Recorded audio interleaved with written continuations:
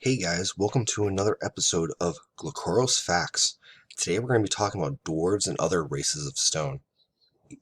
So most of the dwarves in this world are mountain dwarves. The dwarves of the windswept mountains up here. Their capital is Zurak, and their king is Harbeck Greybeard. Then there's the dwarves of the Red Mountains. The capital is Uruz, and the king is Durthane Strakhelm. The Shining Mountains. There's capital of the north, which is Stallard. It's currently under Duergar occupation. The rightful king is Dalgal Goldenhelm, but he currently resides down in the south in the capital of the south, which is Nartok, and the south of the Shining Mountains holds the High King of all dwarves, whose name is Valsin Oratek.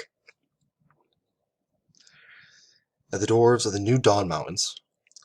The capital is Threft, and the king is Veriril Toravar.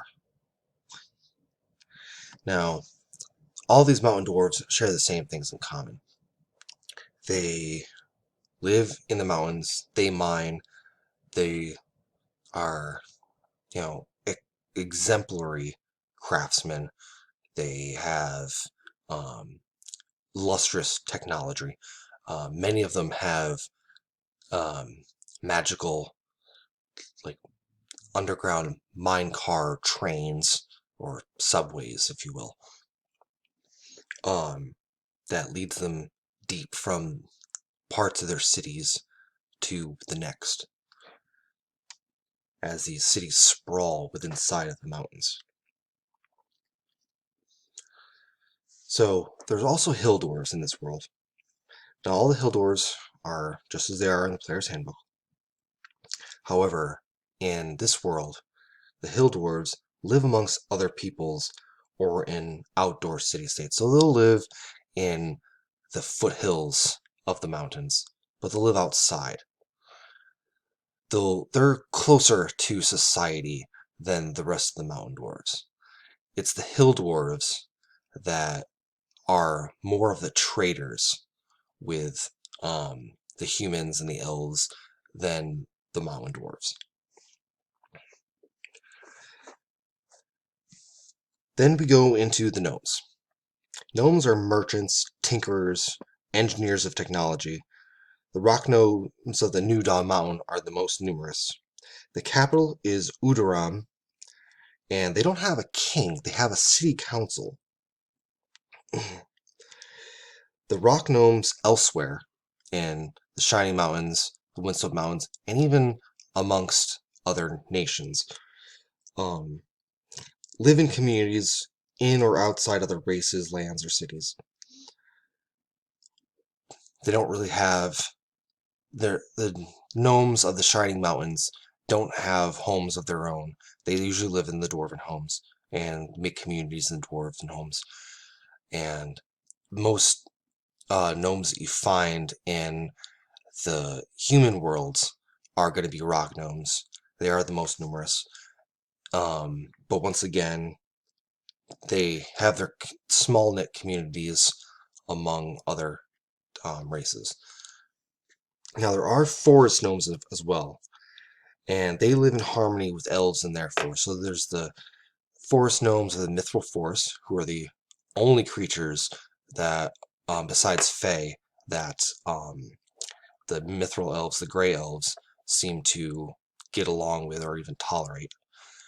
There's gnomes of the Silurian Forest, of the Windswept Wood, of the Sprawling Forest, and even some forest gnomes of the Azure Wood.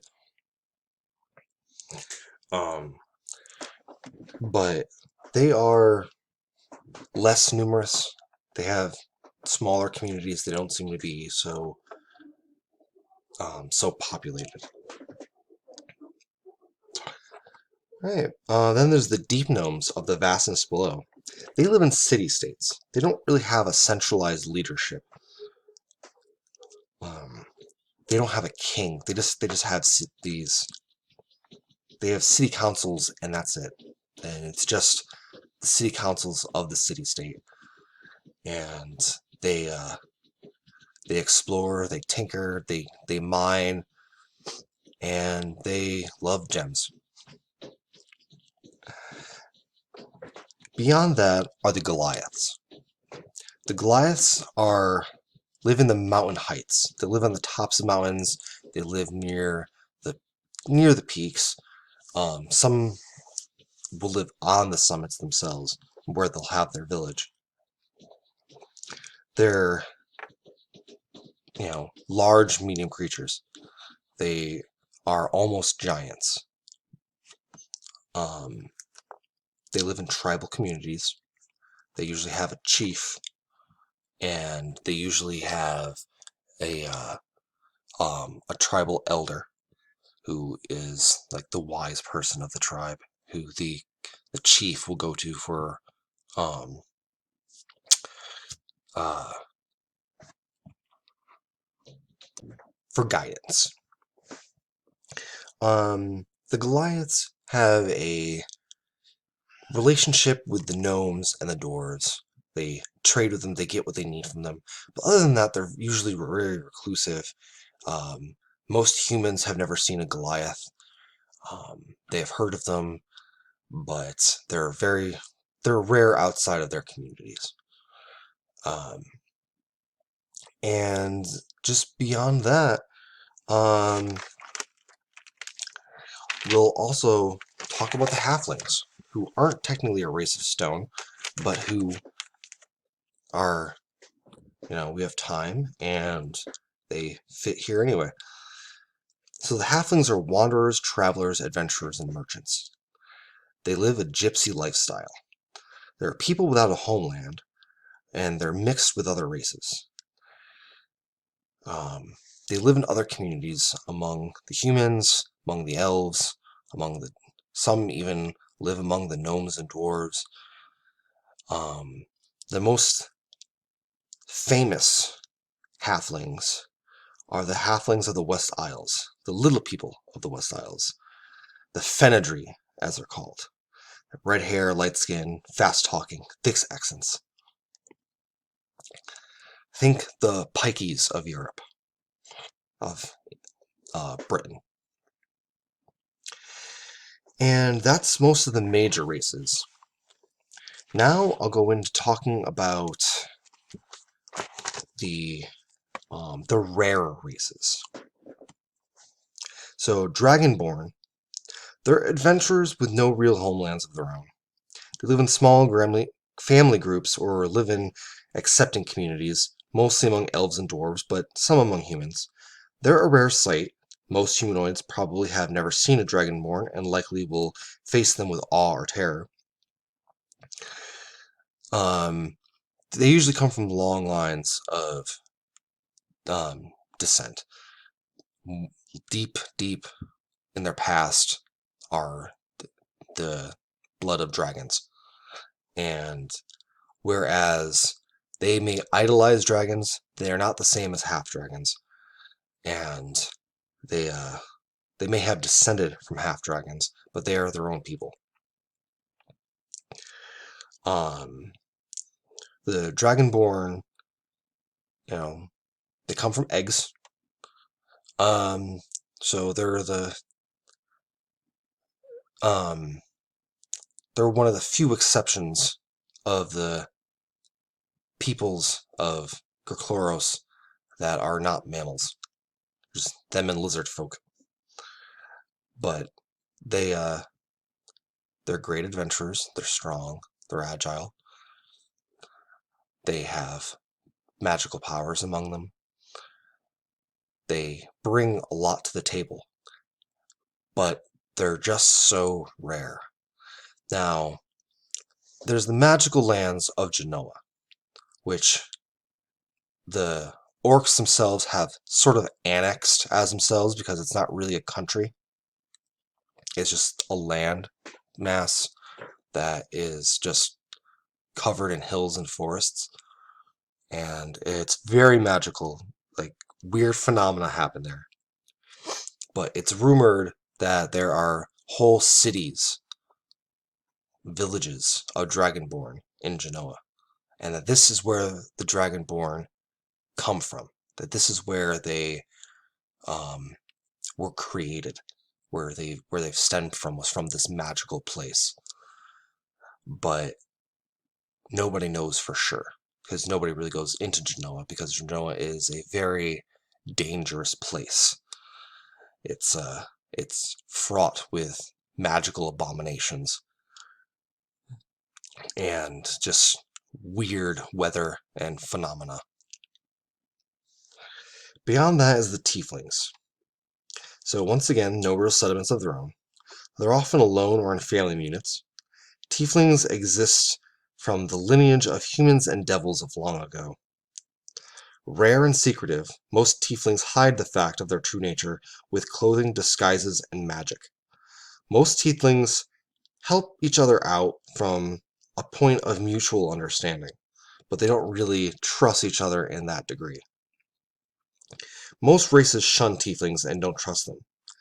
Tieflings are usually left in the underbelly of society. I mean, there are good Tieflings and bad Tieflings, and, there are definitely some that have earned their stereotype, and others who generally are, just doing their thing and going about life and trying to live and let live. Then there's the Aasimar. Aasimar are very rare and usually don't even know their own lineage. Now these are descendants from angels, and they usually have like this twinkle, this glitter in their skin, this twinkle in their eye, but it's very slight, and most of the time it's not even that noticeable. And they are very, very commonly just unknown to their own selves as Aasimar. And it's until they're in their adult years of their life that some of their powers seem to come out. Most are already clerics or paladins and chalk their powers up to, their god. But for the most part, Aasimars who know they're Aasimars are, generally good and seek out to help people. Some great people of the past, like, we'll get into the history of Gokoro soon, but the ancient Emperor Zolandar is rumored to have been an Aasimar. And then there's half-orcs. Half-orcs numbers have risen since the Orc War began. Humanoids are distrusting and somewhat given to racism towards half-orcs, generally seeing as how they descend from a race of raiders and nomads and generally evil aligned creatures. They're seen as dirty-blooded among orc society elitists.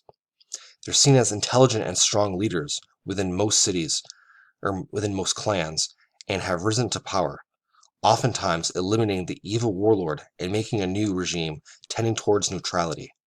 Often seen as a true paragon of orchood, more and more orcs are choosing half-orc mates, thinning the bloodline. And it's true because even the half-orc son of Khadik Khan, who now rules in Turkland as the Sultan, has shown great compassion towards its people and settling with other nations with treaties and just general goodwill. And that's all we're going to talk about today. So next time we'll talk about monstrous races. I'm glad I had a little more time to talk than I thought I was. So we kicked off 2 episodes today. All right. Have a good one, guys.